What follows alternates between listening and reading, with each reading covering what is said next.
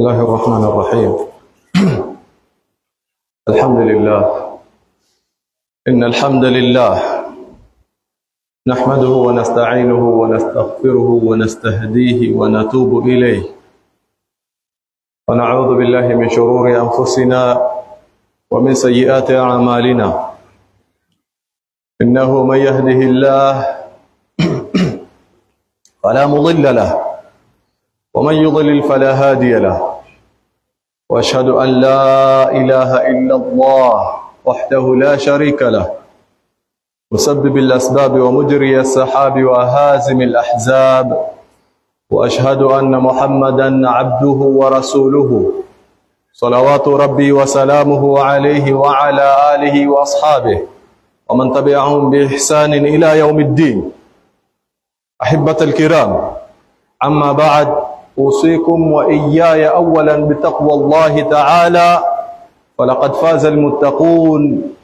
يقول الله تبارك وتعالى وقوله الحق: إن للمتقين مفازا.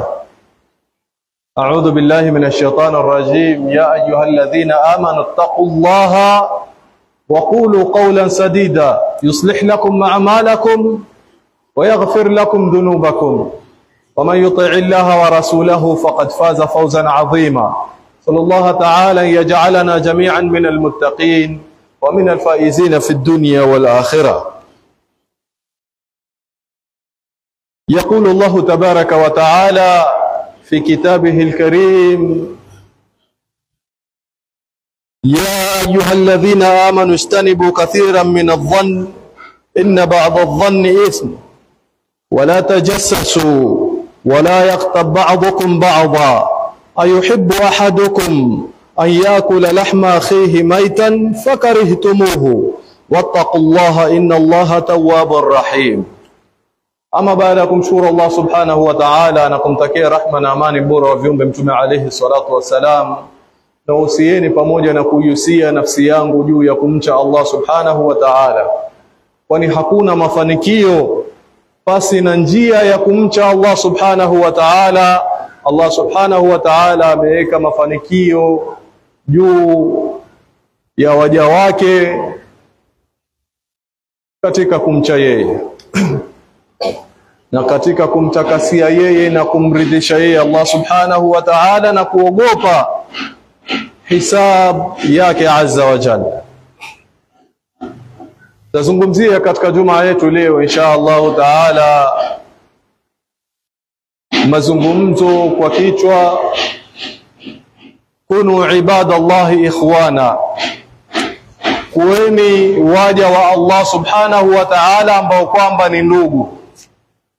Ikhwata alkiram, undugu wa Kiislamu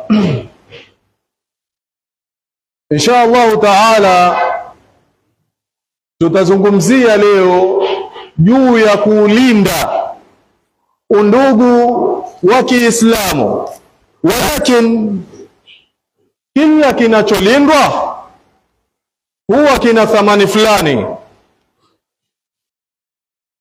Yani mtu katika nyumba yake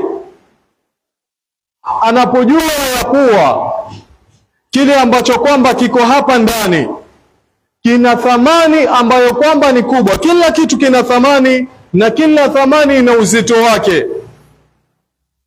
Kwa hiyo kuna mtu ambaye kwamba siku zote yake hapendi mambwa, lakini kuna time nyumbani kwake itabidi ataweka mambwa, kisha wale trained, wale ambao kwamba itakuwa wanajua kudeal na circumstances za hatari kunapotokea hatari, au kile ambacho kwamba na kithamini kiko katika hatari ya kupata madhara au kiko katika hatari ya kupotea, basi yuaweza akasongea katika kuingia katika contract na security agencies, aweke walinzi, aweke askari ambao kwamba labda itakuwa wanazo silaha kwa kiasi fulani, na kwa wale ambao kwamba ni zaidi, basi security huwa wako na silaha mzito, kwa sababu kile ambacho kwamba chalindwa kina thamani. Kwa hiyo tunapozungumzia undugu wa Kiislamu, na tunapoweka mada kuuliza undugu wa Kiislamu, mwanzo kabisa tuweze kutambua thamani ya undugu wa Kiislamu. Ikhwata al-kiram, tutaanza na ile thamani ya juu zaidi, thamani ambayo kwamba maisha yetu yote tunayoishi tunaishi kwa ajili ya thamani kama hii. Atakayeipata mfanikiwa, atakayeikosa faqad khasira khusrana mubina, amepata hasara ambayo kwamba ya wazi kabisa, haina mjadala kuwa ni hasara. Kila mmoja yakubali kuwa ni hasara. Mtume sallallahu alayhi wasallam asema katika hadithi iliyopokewa na Abu Huraira radhiyallahu anhu, asema la tadkhulul janna, amutoingia peponi. Maneno haya yanapotangulizwa na Mtume sallallahu alayhi wasallam, tuweni makini na kile ambacho kwamba chafuata baadaye. Asiyeingia peponi jamani, huishia kuingia wapi? Huishia kuingia motoni. Yaani peponi njia mbili, fariqun fil janna wa fariqun fis sa'ir. Pote moja liko peponi na pote moja liko katika moto. Kwa hiyo Mtume sallallahu alayhi wasallam anapoanza mazungumzo na la tadkhulul janna, hamutaingia peponi, basi tuweni makini na tuchukulie uzito kile ambacho kwamba chafuata. La tadkhulul jannata hatta tu'minu, hamutoingia peponi mpaka muamini, mpaka muwe na imani. Haingii peponi mtu ambaye kwamba hamuamini Allah subhanahu wa ta'ala na siku ya kiyama. Haingii peponi, hapati radhi za Allah subhanahu wa ta'ala isipokuwa muumini, isipokuwa kwamba ameamini. Kisha akasema Mtume sallallahu alayhi wasallam, na hii imani kuifikia hamutoipata mpaka mfanye nini? Wala tu'minu hatta tahabu, wala hamtoamini, hamtokuwa waumini mpaka mpendane. Hakuna imani ya watu ambao kwamba wajiita waumini alafu hawapendani. Wala tu'minu hatta tahabu. Kwa hiyo kule kupendana kwa dini ya Kiislamu ni mojawapo ya conditions za watu kufikia imani. Wala tu'minu hatta tahabu, hamtodai uumini, hamtosema kuwa nyinyi waumini wakati mna vichukichuki baina yenu, hamupendani baina yenu. Ni waumini wa namna gani nyinyi hampendani na mwadai muamini Mola mmoja, na mwadai muongozwa na mtume mmoja Muhammad bin Abdullah sallallahu alayhi wasallam? Wala tu'minu hatta tahabbu, awala adullukum ala shay'in idha fa'altumuhu tahabbtum. Je, nisiwaongoze, nisiwaelekeze jambo ambalo kwamba lao mkilifanya mutapendana? Mtume sallallahu alayhi wasallam asema afshu salama bainakum, enezeni salamu baina yenu. Yani jambo dogo, jambo jepesi, jambo ambalo kwamba halichukui sekunde 20. Salamu alaykum wa rahmatullah, wa alaykum assalam wa rahmatullah, khalas.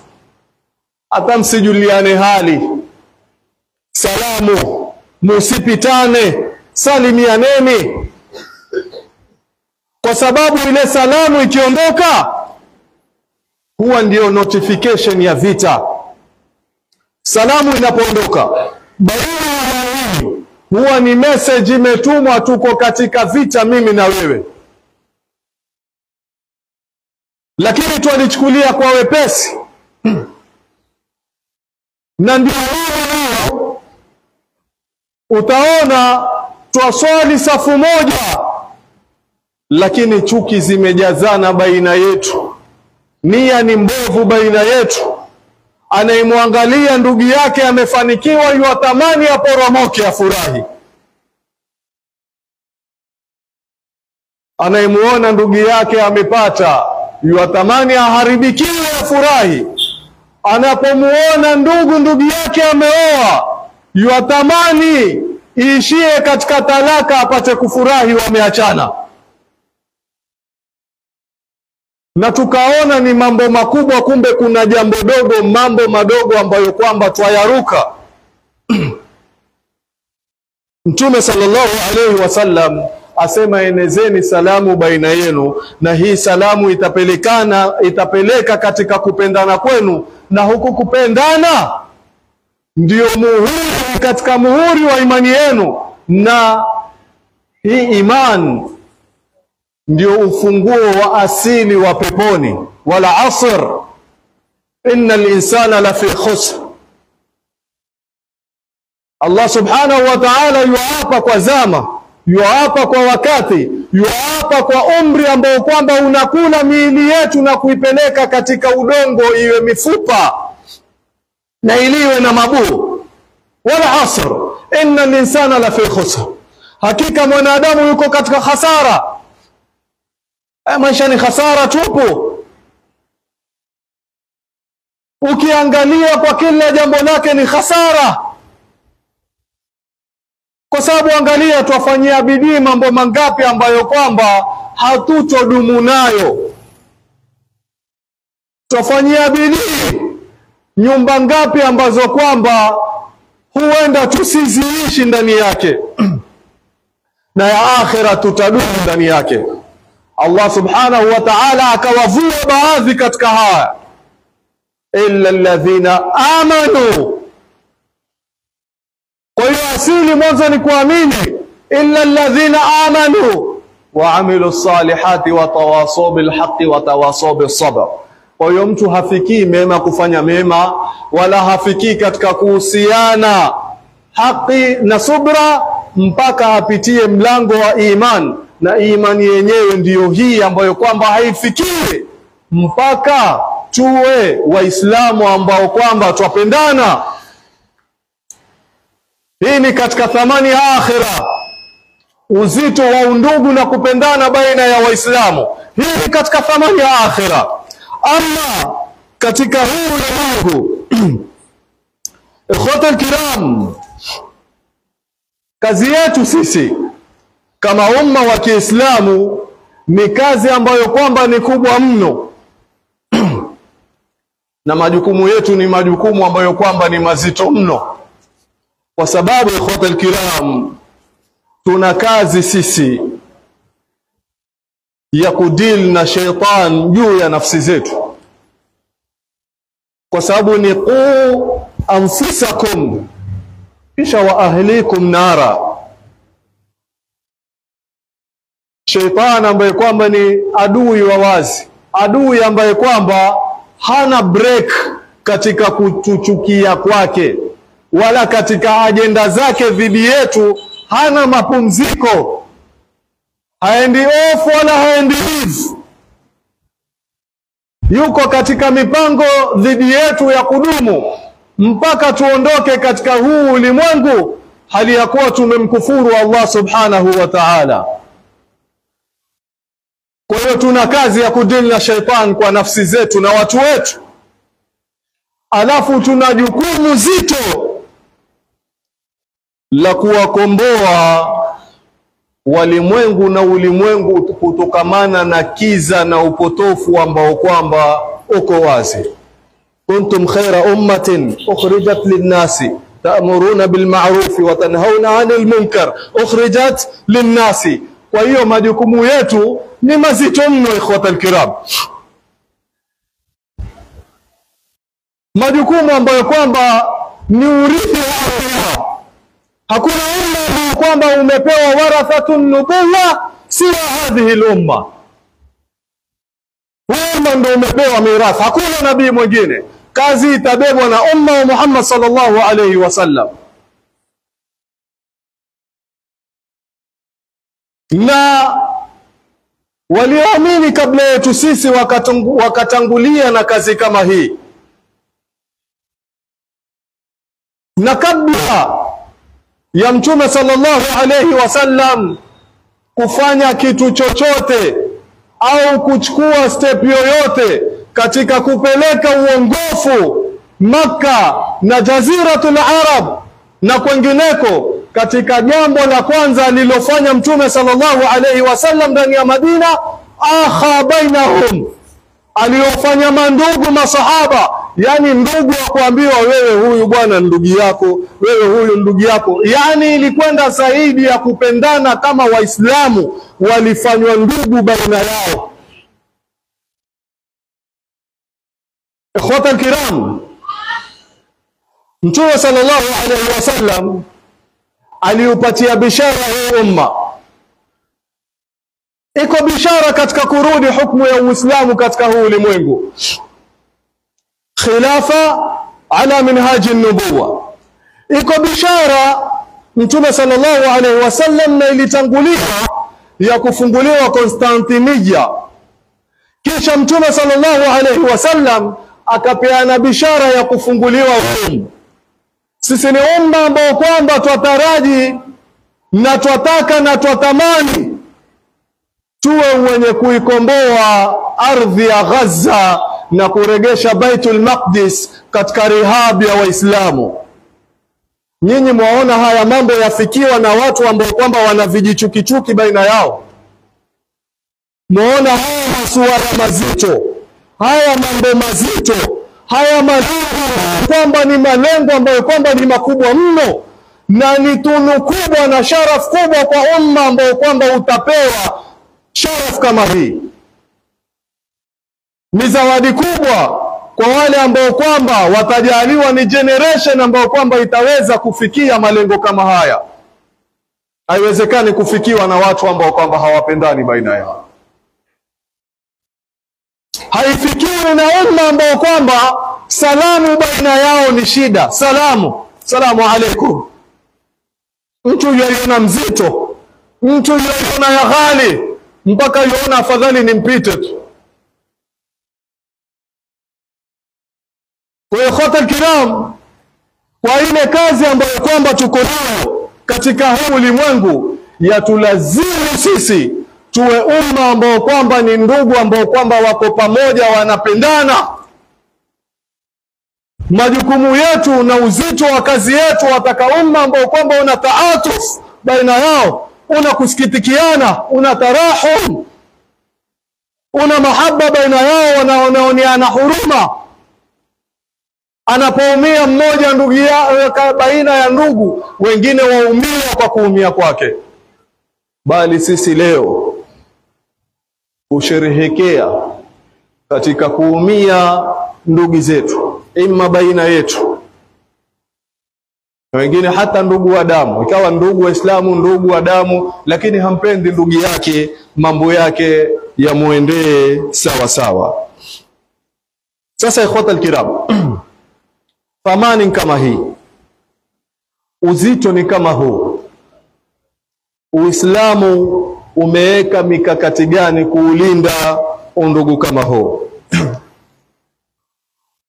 Mojawapo ni kuwa Uislamu umekuja ukaondoa vijitabia ambavyo kwamba vyapelekea vinakuwa mianya, vinakuwa weak words, na kufanya ni njia kufikia Waislamu kuchukiana. Na katika hizi njia ndio haya maneno ya Allah subhanahu wa ta'ala, ya ayyuhalladhina amanu ijtanibu kathiran min adh-dhann. Jiepusheni sana enyi mlioamini kutokamana na dhana. Inna ba'dha adh-dhanni ithm, hakika baadhi ya dhana ni uovu. Ukamdhania kwa jambo ambalo kwamba ikawa ni tuhuma kubwa. ukamdhania ndugu yako uovu ambao kwamba yuko mbali nao, na Allah subhanahu wa ta'ala ametaja haya makosa, na yote huwa ni ufunguo wa mwingine. Sema ishtanibu kathiran min adh-dhann, jiekeni mbali na dhana. Inna ba'dha adh-dhanni ithmun wa la tajassasu, kwa sababu baada ya mtu kumdhania, kuwa mtu hatosheki na dhana yake, yataka kuhakikisha dhana yake. Kwa hiyo atafanya nini? Ataanza kuuliza bwana namuona siku hizi yupenda sana kuja mitaa fulani, sijui ana mipango gani pale. Maana kuna yule mama pale namuona huwa yuaje yuongea naye. Watafuta mtu akwambie huyu bwana na yule mama wana mahusiano. Yaani dhana yako ipate kushiba, kwa sababu dhana haitoshelezi siku zote, na Iblis huwa yupenda half information, ili na wewe umalizie kwa yale madhambi ambayo kwamba yamebakia. Kwa hiyo baada ya kudhani, mtu huchunguza, na katika kuchunguza mtu hufanya nini? Mtu husengenya. Si utakwenda utaanza kuuliza habari, na katika kuuliza habari wewe utatoa habari, na utatoa maneno ambayo kwamba ndugu yako yatamchukiza lau atayasikia. Kwa hiyo ishtanibu kathiran min adh-dhanni inna ba'dha adh-dhanni wa adh-dhanni ithm wa la tajassasu, wala msichunguzane. Wala yaghtab ba'dukum ba'dha, wala msisegenyane baadhi kwa baadhi. Ayuhibbu ahadukum an yakula lahma akhihi maitan, ni mapenda ndugu yako maiti ukatiwa nyama yake ule? Nani ambaye kwamba yaweza kufanya? Wakarihtumuhu, mwalichukia hilo. Kwa hiyo chukieni sawa na kula nyama ya ndugu yako huku kusengenya, na utakuta huku kusengenya huwa kwanza na kudhania, kisha waje wachunguza, na katika kuchunguza wasengenya. Na hivi ikhwata alkiram, lapelekea mpaka, kwa sababu mtu akipata habari ya kuwa ndugu yake fulani amekuja akamtaja kwa mazungumzo fulani na yeye akachukia, itapelekea katika nini? Atamchukia. Binadamu atachukia hili jambo, atachukizwa ndugu yake amemfanyia hivi, huwa yahisika kama betrayal, amemsaliti. Kwa hiyo inaingia chuki sasa, wanakuwa ni wenye kuchukiana, wanakuwa ni wenye kufanyiana uhasidi, kwa jambo ambalo kwamba Mtume sallallahu alaihi wasallam ankataza: la tahasadu wala tanajasu wala tabaghadu wala tadabaru wa kunu ibadallahi ikhwana. Jamani, msihusudiane, sifanyiane uhasidi. Ndugu yako Mwenyezi Mungu amempa masha Allah alayhi, yani Allah subhanahu wa ta'ala ni mkwasi. Usishughulike na alichopewa ndugu yako, muombe Allah subhanahu wa ta'ala akupe kile ambacho kwamba wewe wataka, na Mwenyezi Mungu hatakunyima. Mwenyezi Mungu yuona haya kwa mja wake anapomfanyia hivi kisha akamregesha. Kwa nini akuregesha Allah subhanahu wa ta'ala? Sasa wewe shughuli yako na kumfanyia hasad mwenzako nini? Na Mwenyezi Mungu yuweza kupa. Ameoa, amepata mke mwema mzuri, barakallahu bainakuma wa baraka alaykuma wa jamaa bainakuma bil khair, au jamaa bainakuma fil khair. Muombe ndugu yako mazuri.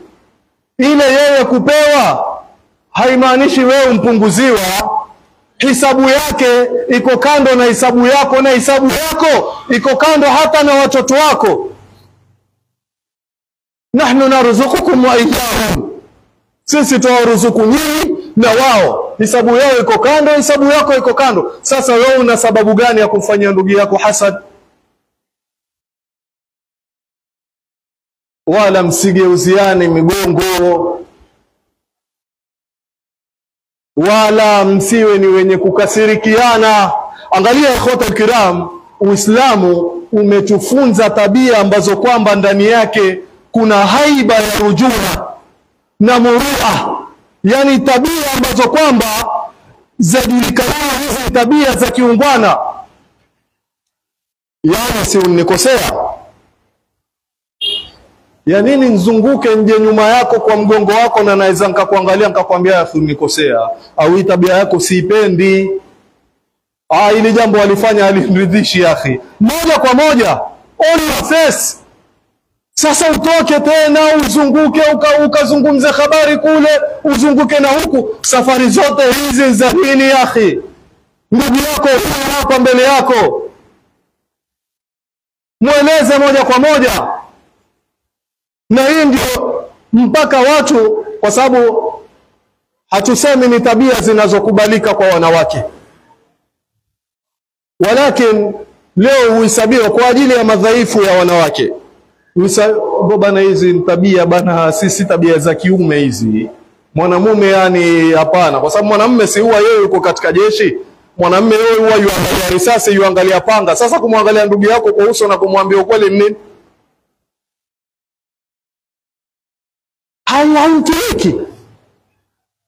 Na hili ndio jambo ambalo kwamba huwa la vunja uadui, kwa sababu mtu ankuangalia moja kwa moja akakwambia waweza ukakasirika, lakini ni ngumu kubeba uadui baada ya pale, isipokuwa kwa mtu ambaye kwamba amevuka mipaka, ni muovu. Walakini yule ambaye kwamba yuambiwa hata pale akakasirika, kisha baadaye atajua ya kuwa ndugu yangu ananiambia, ndugu yangu anipatia nasaha, anieleza ukweli, nafsi huwa ya kuelekeza na ya kuambia ule ukweli ya kuwa wewe umeambiwa ukweli. Kwa ikhwatul kiram, sisi ni umma ambao kwamba tuangaliana na kuelezana, na mambo yakiharibika beyond repair ya watu wawili, ya kuwa wamekosana, hawaangaliani, wamepeana migongo, wamekasirikiana, ndiyo katikati kwa ingia amali ambayo kwamba ina cheo hata kushinda haji, nayo nkufanya sulhu baina ya ndugu wawili. Yani kila kitu kimewekwa kwa mpango. Wanapokosana watu wasiwaache. Leo ndugu Waislamu huangalia ndugu zao wawili wakosana, wakafurahikia kwa ile movie, wakaiangalia inavyokwenda. Utaona kisha mmoja yubeba habari yuaja kwa mwingine, asema kisha alikaa katika kikao fulani, ikawa yuasema hivi na hivi juu yako. Yaani sikiliza, anapokuletea, kwa sababu haya yanatokea baina yetu, anapokuletea mmoja katika ndugu zako habari za kwa ndugu yako anakuambia 1 2 3, muulize swali tu, imekuwaje huyu bwana akawa makini kuzungumza mbele yako? Kwa sababu hao makini isipokuwa yajua wako pamoja katika kukusengenya. Hawezi akazungumza habari ambazo kwamba za kukuudhi mbele ya mtu ambaye kwamba yajua huyu mtu atakasirika kusikia vibaya juu ya ndugu yake. Angalia, ametajwa Kaab mbele ya Mtume sallallahu alaihi wasallam. Amemuulizia Kaab baada ya kuwa amemkosa katika vita, auliza yuko wapi Kaab? Mmoja akasema ya Rasulullah, habasahu burdan wa nadhara ila itfi, amevaa nguo zake za baridi, wa nadhara ila itfi, yani amjiangalia akajisikia akaona acha nsende vitani. Mmoja katika masahaba wa Mtume sallallahu alaihi wasallam akamrukia pale pale, amwambia bisa ma qult, maovu ya maneno unayosema. Wallahi ya Rasulullah, ma alimna min Ka'b illa khaira, sisi hatujajua kutoka kwa Ka'b isipokuwa khairi. Wewe hatujajua kwake shari, wewe unasema maneno maovu. Mbona wasema maneno maovu namna hiyo? Kwa hiyo mtu anapokuwa comfortable mpaka mazungumzo yakaisha, kisha akabeba habari akakuletea, adui wa kwanza ni huyu, kwa sababu yule wa kwanza angusha mkuki au kukufikia, huyo ameokota mkuki akaja akakudunga nao, kwa sababu habari zitakuuma. Muovu wa kwanza ni kwamba yueneza hizi habari. Na hivi ndivyo ambavyo kwamba tutatibu maradhi. Napoleta mtu mbea mregeshe, mwambia taratibu bana, nendeni mkamalize mazungumzo yenu, usiletee. Na katika sulhu, Uislamu umepiga hatua kiasi gani katika mambo ya sulhu? Asema Allah subhanahu wa ta'ala, wa in ta'ifatani min almu'minina iqtatalu, inapotokea makundi mawili katika waumini wakapigana. Waumini bado ni wanadamu, wanaweza wakavuka mipaka, wanaweza wakapigana. Kwa hiyo inapotokea wampigana, basi fanyeni sulhu baina yao, faslihu bainahuma fa in baghat ihdahuma, moja linapovuka mipaka kwa wenzao, sulhu yataka kuletwa lakini wao wamevuka mipaka tu, bado wataka vita. Allah subhanahu wa ta'ala yuamrisha ya kuwa waungane wale wanaoleta sulhu na yule ambaye kwamba yuwapigwa vita, wampige vita yule ambaye kwamba yuwavuka mipaka. Allah subhanahu wa ta'ala asema fa in baghat ihdahuma ala al-ukhra faqatilu allati tabghi, mpigeni vita yule ambaye kwamba yuwavuka mipaka, hatta tafia ila amri Allah, mpaka arudi kwa amri ya Allah subhanahu wa ta'ala, arudi nyuma. Fa in faat, wanaporudi nyuma na wakaacha kuvukia ndugu zao mipaka, fa aslihu bainahuma bil adli wa aqsitu, fanyeni sulhu baina yao na mfanye uadilifu na wema. Kwa hiyo suala la sulhu katika Uislamu laweza likapelekea mpaka mmoja akapigwa vita. Yani wewe ndugu yako amekuambia pole, ndugu yako amekubali mpatane, unshikilia bado na zawadi ya nyinyi kuwa ndugu, kwa nyinyi kuchagua iwe ni amali njema kwenu nyinyi, ni hapa katika ulimwengu peke yake. Kwa sababu mbele ya Allah subhanahu wa ta'ala watu wakiingia peponi, wanazana ma fi sudurihim min ghillin ikhwanana ala sururin mutaqabilin, nyoyoni zitatolewa chuki, watu hakuna sulhu huko, watu wataingia peponi ni ndugu. Kwa hiyo sulhu tufanyeni hapa, tupataneni hapa. Tunaweza kukosana, sisi ni wanadamu, tunaweza kukoseana, na sisi humkosea Allah subhanahu wa ta'ala. Kwa hiyo tusameheni kama vile ambavyo kwamba sisi twataraji msamaha wa Allah subhanahu wa ta'ala. Aqulu qawli hadha astaghfirullah li wa lakum li jami'il muslimin astaghfiruhu innahu huwal ghafurur rahim wa huwal barrul karim. Qulu jami'an astaghfirullah.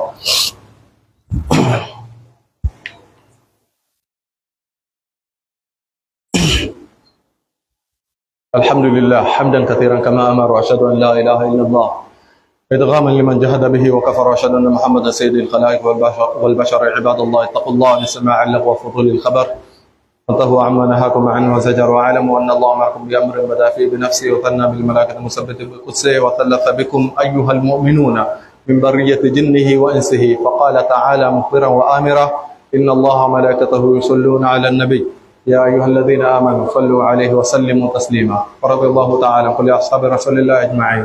اللهم أعز الإسلام والمسلمين، وأذل الشرك والمشركين، ودمر أعداءك أعداء الدين، وانصر جيوش المسلمين. اللهم انصر إخواننا المستضعفين في قطاع غزة وفي السودان وفي كل مكان، وعجل لنا بنصرك يا رب، وعجل لنا بعودة الخلافة يا رب العالمين. اللهم اغفر لنا ولوالدينا وارحمهم كما ربونا صغارا. صلينا صلاة كانت على المؤمنين كتابا موقوتا.